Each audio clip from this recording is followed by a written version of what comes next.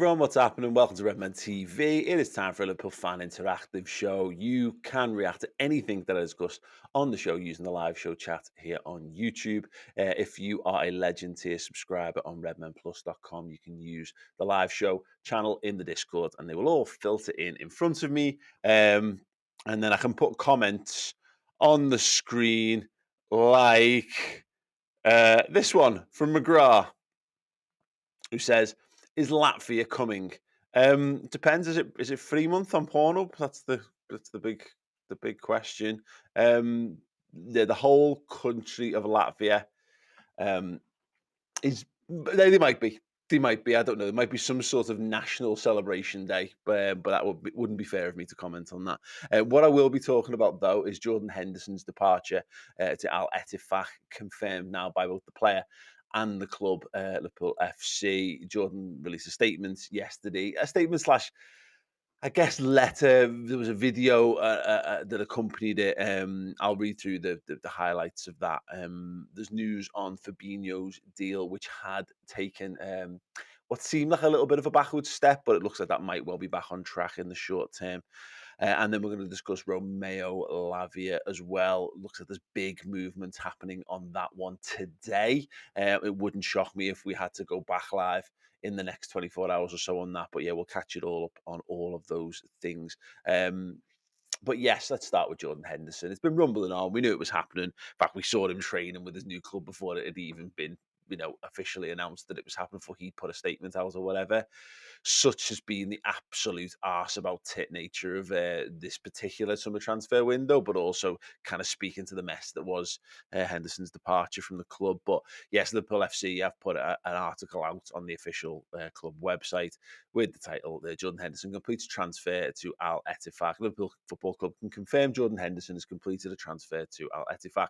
The move to the Saudi Pro League sees the midfielder bring an end to his 12-year Reds career, during which he lifted 8 trophies, all but one of which as club captain. Henderson moved to Anfield from Sunderland in the summer of 2011, as then manager St Kenny Dalglish added him to the ranks. There's loads more. It kind of tells a very brief potted history of Jordan Henderson's time at the football club, and then ends with the final sort of sentence or so, saying, "As his Anfield chapter now comes to a close with the move to Al Ettifaq in Saudi Arabia, everyone at Liverpool Football Club wishes to place on record their thanks and gratitude for everything Jordan Henderson did for the club during his 12 years as a Red." Oh, pardon me. Right, yes, so that is that. Jordan Henderson, again, he put a video out, and that video is absolutely woeful.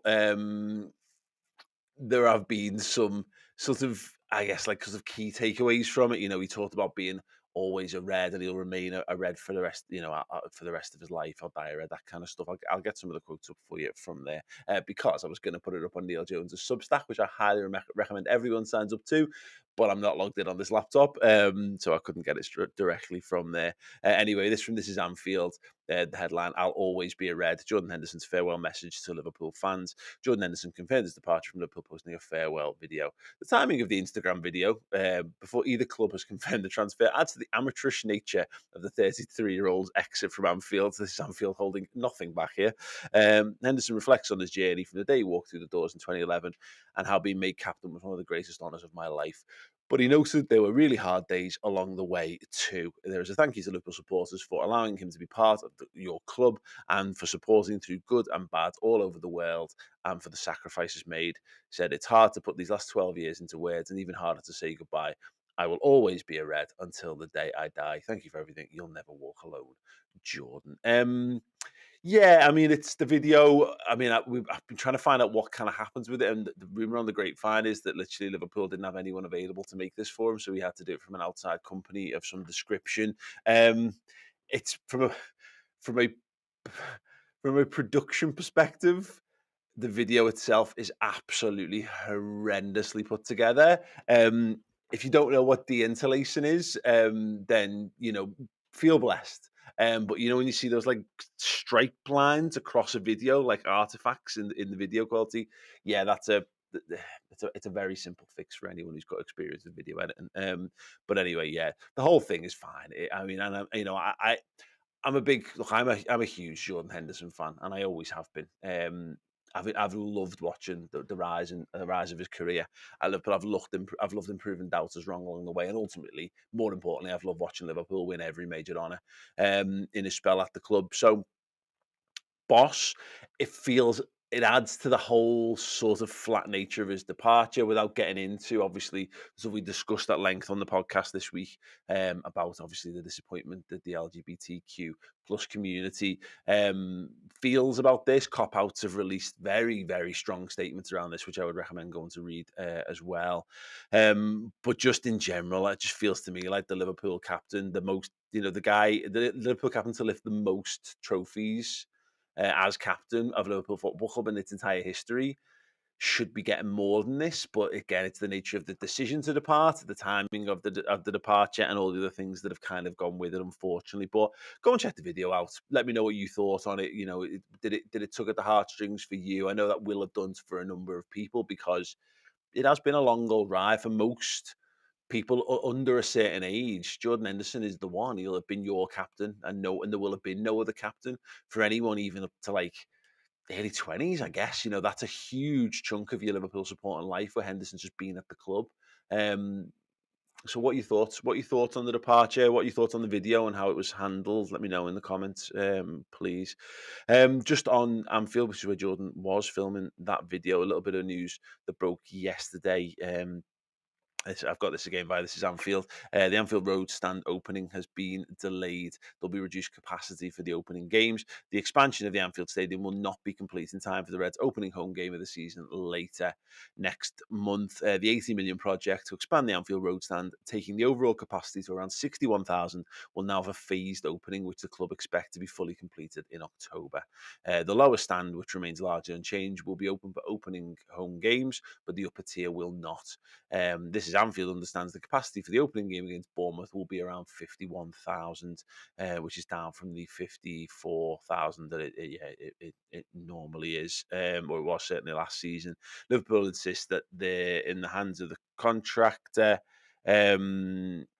And they will meet with Liverpool City Council to make sure that this sort of is met in due course or what have you. But yeah, a little bit of a disappointment, of course, for those hoping to, experience that expanded roar of the Anfield crowd. But yeah, given how well the main stand build went, it's seen there's been a couple of little setbacks on the way on this one. There was talk about potentially shifting the Bournemouth game. That looks like it hasn't come to fruition, and Liverpool have taken the decision to take a little bit of a financial hit on this by having a lowered capacity for those games. There's a quote from Liverpool's managing director. Says, unfortunately, the upper tier of the Anfield Road stand is not quite ready for the Bournemouth game.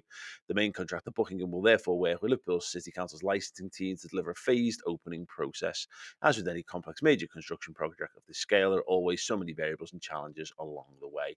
We appreciate everyone's patience and understanding while we work through the next few weeks with Buckingham to complete this program, and we can't wait to have this great new Anfield Road stand fully open for supporters. The expectation is that the stand will be completely finished in October, in time for the Merseyside derby on October 21st. So yes, yeah, interesting stuff to kick off. We're going to move on to the Fabinho stuff in a moment, but I just want to see if there's been any interesting comment on that. Yeah, let me see.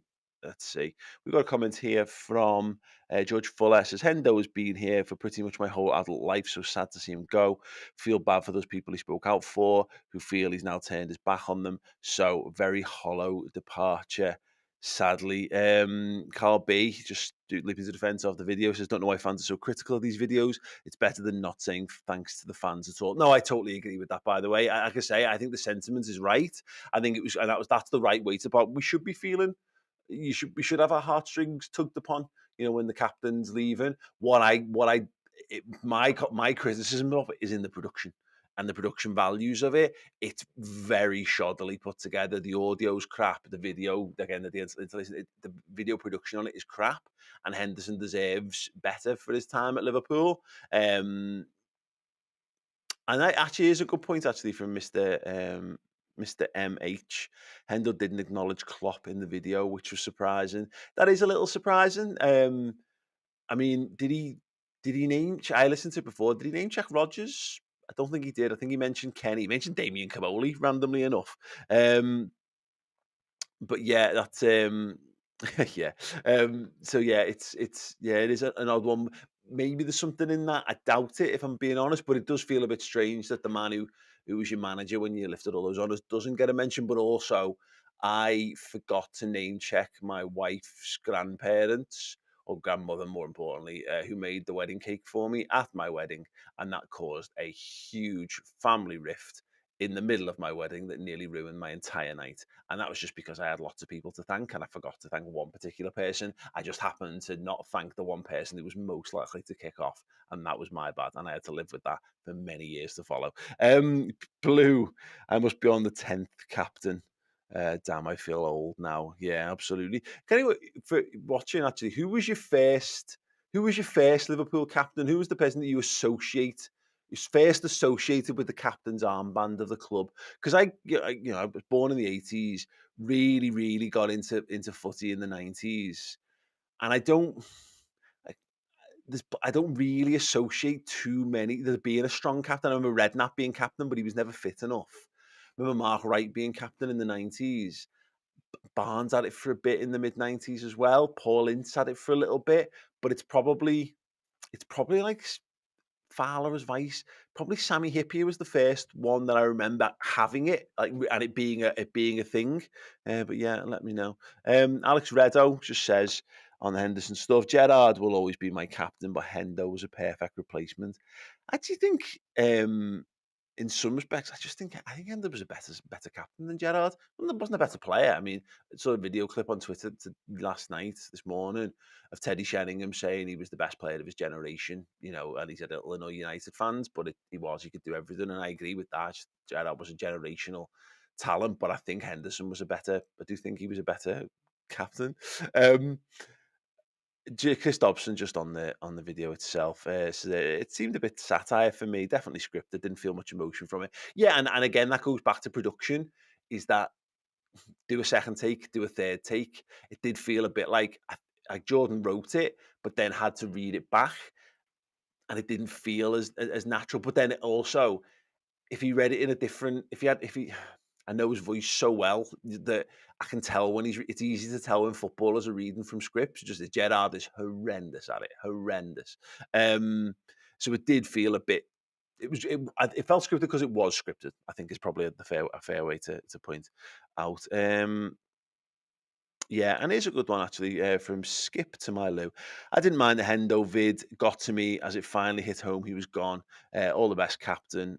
Forever a legend from doubters to believers. Lovely sentiment. I like that. Okay, well, we'll move on. Right, I want to get one more comment in, because it seems to be a great video for misspellings and whether it's deliberate or not. But Scarin wants to know how much we think Labia's worth. That's not for me to say, mate. I think that's a person by person, labia by labia, kind of thing. Obviously, we live in the digital age with free and ready access. Um, People get to set their own price. So yeah, I don't. Honest answer is I don't know to that. Look, let's move on. Fabinho. So the Athletic posted just an hour ago. James Pearce, headline is Fabinho set for Al Ittihad transfer after Liverpool leave midfielder out of tour squad. Fabinho has been left out of the Liverpool squad for their pre-season trip to Singapore, with the midfielder expected to complete his switch to Saudi Arabian side Al Ittihad. The move had been in jeopardy earlier in the week as talks stalled over the payment structure of the transfer. However, negotiations have since resumed, with all parties committed to getting the deal done. The Brazilian international was targeted in a £14 million package by Al Ittihad as Saudi Pro League sides continue their summer of spending after the country's public investment fund took over the four biggest clubs. Al Ittihad's bid to recruit Fabinho saw him left out of manager Jurgen Klopp's squad for a summer training camp in Germany, from which they return to the UK on Monday. They fly to Singapore on Thursday, and the week-long trip will see them play friendlies against Leicester City and Bayern Munich. Liverpool have lined up Southampton's Romeo Lavia as Fabinho's replacement. Their initial bid of 37 million for the Belgian international was rejected, but talks between the clubs are ongoing. I'll come onto that in a moment. But yes, it does look as though the Fabinho stuff's picked up. For those of you a little lost with the timeline of all this, what we've seen last weekend, going back to Sunday, was the wild rumor that the move was being held up because Fabinho's dogs are on the banned animals list in Saudi Arabia.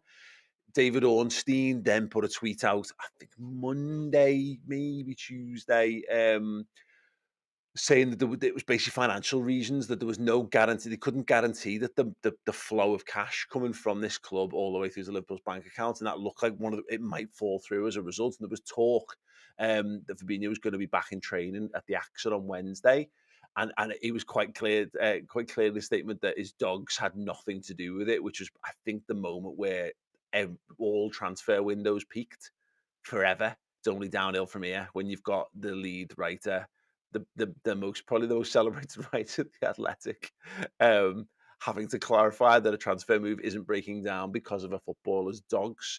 Fabulous.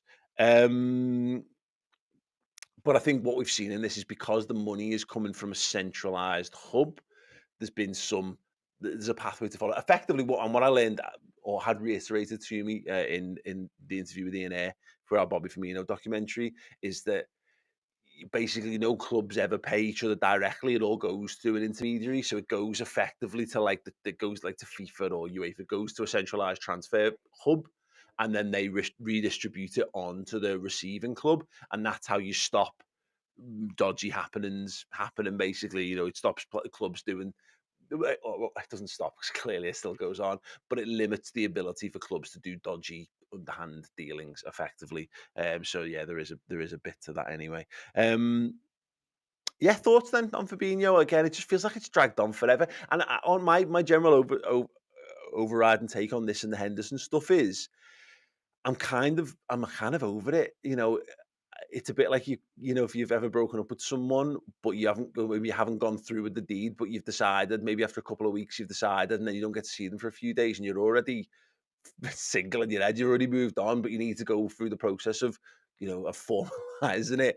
Um, and it's probably more emotional for the players leaving at this point than the people who've loved them and supported them for so many years. So, yeah, if they go and it's been known, particularly for Fabinho, it's kind of been the fee was agreed very early. While Jordan Henderson was leaning towards a move, Liverpool just accepted the Fabinho bid. That's been 2 weeks now, and just kind of want it done so we can all kind of move on with it. But will be a shame. It will be a shame to see it. Obviously, I think at its peak for the club, it was the best number six on the planet. For certainly for 2 or 3 years in the midst of Liverpool winning the Champions League and so on. But yeah, what do you think? What do you think your thoughts are on all this one? Fabinho again, still interested, still feeling heartbroken, or are you just ready to crack on? Let me know in the comments on that one. Right, let's move forward. In fact, let me just see. Oh yeah, so we had a couple of tweets just to wrap up on the Fabinho stuff. Fabrizio Romano said Fabinho deal, Liverpool are waiting for Al Ittihad to send over the official documents and check it to give the final green light. Al Ittihad president on it since Sunday. Meanwhile, Liverpool keep working on Romeo Lavia deal. We then move over to this one. Paul Joyce said renewed expectation that Fabinho 40 million move to Al Ittihad will go ahead after deal had stalled over payment terms to Liverpool. Talk started again. Liverpool first bid for Romeo Lavia was 34 million plus 4 million add-ons, and Southampton expecting another approach. This was yesterday evening that he came up with this one. And Fab Romano, again yesterday afternoon, was the one moving things forward, who said Liverpool new formal bid for Romeo Lavia is almost ready. Around 42.5 million guaranteed fee plus 2.5 million add-ons, up to total 45 million package. Liverpool want to be fast as Chelsea are still interested in Lavia, keeping a close eye. Arsenal gone quiet as Thomas Partey could now stay. So yeah, and also we've had an update which has come this morning, at 10 o'clock this morning, from Sasha Tovolyeri, who is a Belgian journalist, who says, update, second bid from Liverpool for Romeo Lavia officially being sent this morning, 45 million deal, bonus included. Work's now ongoing to find the right structure with meticulous talks to ensure the bonuses are achievable. Installments also being discussed. Hashtag Saints FC expected to get a deal done in the next few days. Players just waiting for it, and that will allow him to undergo a medical to complete the transfer so that he can be part of the summer camp in Singapore, as personal terms are already agreed as announced previously. Matter of time. So yes, it looks as though Romeo Lavia is likely to be Liverpool's third signing of the window if we go again. Uh, From what I'm hearing, so there's a comment here from Neil Adkins. Oh no, it is. Oh yeah, Ron Yates was Rob Davies' first captain. Wow, bloody hell. Um, Neil Atkins. If Southampton turn us down again, do we walk away? Or I just don't think it's gonna happen. If I'm being honest, I think this will be the one that gets it done. There might be some more finer negotiations with regards to, again, payment structure, like how much is paid up front, et cetera, et cetera, et cetera. So I don't know if this is going to get done today. But it feels like if it's not getting done today, it should be done by the weekend. Probably too soon for the Leicester game, which is Sunday, you'd imagine. But look, if it gets done in the coming hours, it's not Southampton's obviously not a million miles away from getting a quick car up to Heathrow and jumping on a plane, and you could be over in Singapore and meet up with your new teammates in pretty short thrift, really. So, yeah, I think Liverpool want to now, having made the decisions they've made, I think they've waited long enough. And they were hoping for certain things to transpire. They might well yet be waiting for other things to transpire, but in reality, they needed to make a move now. It was shit or get off the pot territory for bringing in a defensive midfielder. We've seen the first two games now. Trent's been doing it. Um, but there's no one else. There's no one else even naturally fit at the club at the moment who can do that number six stuff to that kind of level. Bajcetic will be back soon enough. Thiago should be back soon enough, and that will help things certainly. But yeah, someone like Romeo Lavia, just to get him in, get him integrated with the squad, and then you've got a decision then to make about whether he's ready for the first game of the season. If you can get him in the buying game, get him training in and around it, and then you've got the Darmstadt game just before the season kicks off, which is the Monday night. You've got a chance then, but Liverpool need to move quickly on this now. Again, they've left it to the last feasible moment to get this done. So fingers crossed it is done sooner rather than later. Just thoughts on this on this transfer and what have you. Got a couple of good comments here, or a handful of good comments. Gareth Hobade, Lavia is the future, but desperately the player for now. Yeah, it's tough because I've seen a lot of back and forth on this, and I've seen, we've kind of been talking a lot about how 19, that's shouldn't really be your nailed on first team starter. Listen, if he's good enough, fine. And the point's been made is like Jude Bellingham's going to absolutely boss it at 19, 20 for Real Madrid. But also, Jude Bellingham has been playing top level Bundesliga and Champions League football for a few years now. Lavia hasn't. He's got one season of professional football under his belt. It's a big ask to step up and be. It's not that he wouldn't be good enough, because I think I want to try and clarify this as much as possible. Um, Young players cost you points.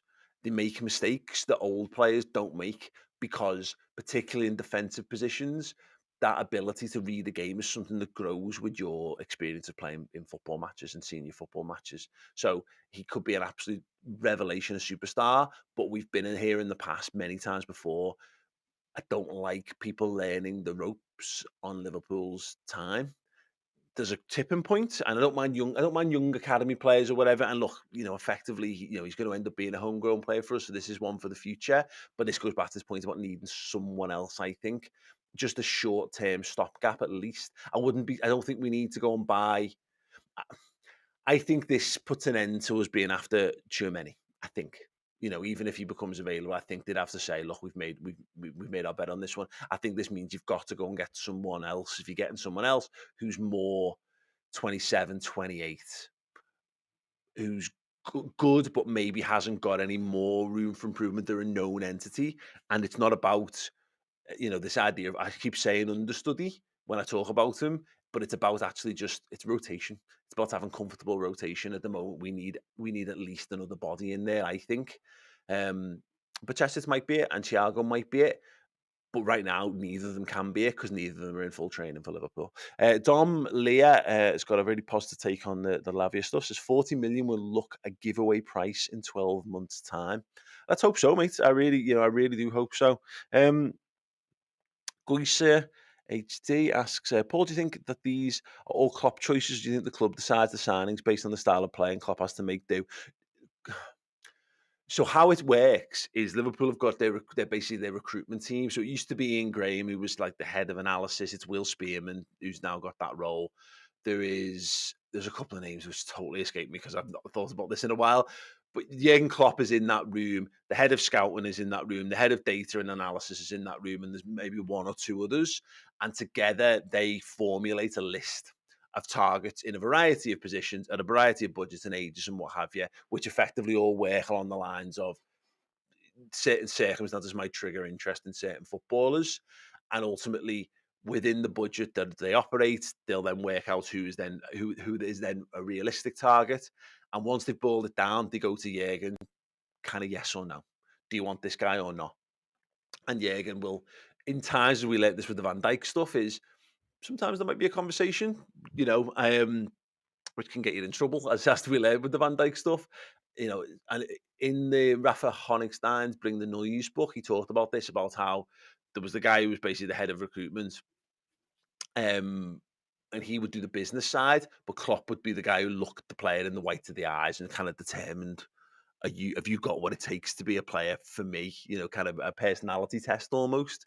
So yeah, ultimately, mate, um, that's Klopp has the decision on who comes in, and there will be times when there's a little bit more to that. You know, again, they'll have they'll all be chucking players into the pot to some extent, but yeah, it's a very collaborative process. But ultimately, Jurgen Klopp doesn't get given players that he hasn't said yes to. Is what I'm driving at. And Guisac, he's been a member for 10 months as a first teamer. Says one good year and gets signed happens a lot nowadays, and that's one of my concerns with that. Liverpool don't normally do that. It's been talked all about this summer, but they like to have 100 plus games under a player's belt before they look to move it, because you've got some data you can work with. Then there's not enough of that with Lavia at the moment. Mr. H comes back and says, "Mate, do you think Liverpool will recruit another midfielder or centre back, or are they done in the transfer market?" I think ideally they'll buy another midfielder and a centre half. Um, I think we've gone and got no, I was about to say, I think we've got the bare minimum work done, but I'm not sure that's true. I think we need to buy. I think they'll buy someone else who can play DM, but isn't a specialist DM now. Yeah, I think that's the case. I've seen Kimmich's name mentioned a lot. I don't think that's going to be the one, but that someone like that who can and has experience of playing defensive midfield, but can do a little bit elsewhere. Can he do a bit of eight? Can he do a bit of inverted fullback? Maybe he can do a bit at centre half. Someone like that, a bit more of a utility player, because we've lost all of our utility in that area in losing Milner or letting Milner and Henderson move on. I think that's what they'll maybe do, and in doing so, that might help bolster the backline thing as well. I'd rather it be two, if I'm being honest, but I don't think they're done for business, because I just think that they've left themselves a little short. Now there might be some more that's triggered by more outs, and I've mentioned this before. Simicast and Matip and possibly Thiago all feel a little bit at odds with what Liverpool are trying to do at the moment, system wise, particularly Simicast. Who's been playing as an inverted fullback, basically playing as a double pivot in midfield, and hasn't really looked very good at it so far. And if he's Robertson's understudy at left back, and Robertson's now effectively playing left of a back three, and Simicast isn't being used in that in training, it's been Kwanzaa. At the moment, that means Kwanzaa's technically the understudy. That's an odd situation around that, to be honest. Right. Super chats. Rizwa says, good luck to them both on the Fabinho and Henderson thing. Have more of a sadness with Hendo, but doesn't take away my appreciation for Fab's service. Yeah, there's just football. Some footballers are just footballers for your club. I think Fab's been great, but they're just certain times. I think, look, if Jordan Henderson hadn't been the captain and he hadn't been at the club as long as he had, I don't know if people would have had the same level of depth of feeling towards him. Some footballers are just good players for you, and they have good times and they move on. You know, that you fondly remember some other than others. Now we've been blessed with such a lovable squad in the last 5 years that there's not a player I've not liked, and moreover, I've kind of loved almost every single player. It's been very hard to pick my favourite at any given time. So I've had a lot of time for Fab, but yeah, I don't know. For me personally, Jordan Henderson I don't know, it just meant more. I think, he's been it was like a year we were in our first or second year of Redmen. He's been there almost the entire time we've been doing this channel. So being able to watch his career has added an affinity. We made a documentary about him. I've been able to interview him a couple of times. Spoken to his dad. All those kind of things. So I feel a greater connection to him. Fabinho, by all accounts, is sound, but I've never had any interaction with him, and he is a good footballer. But he was never a public figure. He never really spoke out. He had a couple of had some great goals and some great moments. But yeah, it is what it is. I totally get what you mean on that one. Right. Nyamake Asimen Khan. Let's hope so. The way Mac 10 plays makes me feel relaxed about Lavia. There is that, and there's a possibility that we've seen Gakpo playing in the eights. Now, we had it very much in the early stages of pre-season when McAllister and Szoboszlai came in as like, well, it'll be left eight is Jones and McAllister, right eight is Szoboszlai and Elliott, and then Henderson underneath, maybe Thiago underneath on the left-hand side. But we've seen Gakpo in there now. And so there is a chance that it could be like Gakpo and Szoboszlai in the eights in rotation with Jones and Elliott, and then you've got McAllister can come in and do a little bit of deeper cover work, possibly, maybe Curtis as well. I don't know. Either way, it doesn't. More relaxed is a no, I'm not. Yeah, as long as you feel relaxed, that's cool. I don't feel especially relaxed about it because we've got all of a sudden got a very short midfield without Fabinho and Jordan Henderson in the mix. So yeah, I would really like us to go and sign a 6-footer, another 6-footer. Szoboszlai is that, of course. Curtis is that. Bacetic is just about that as well. But I'd like another one. I'd like another tall, powerful, physical presence because yeah, I just would just make me feel more relaxed, to be perfectly honest. Oh, we've got a new wonder kid. Where's me board? Joseph, where's me board? Oh, pathetic. Hang on. It's gone. That's over here. Christ.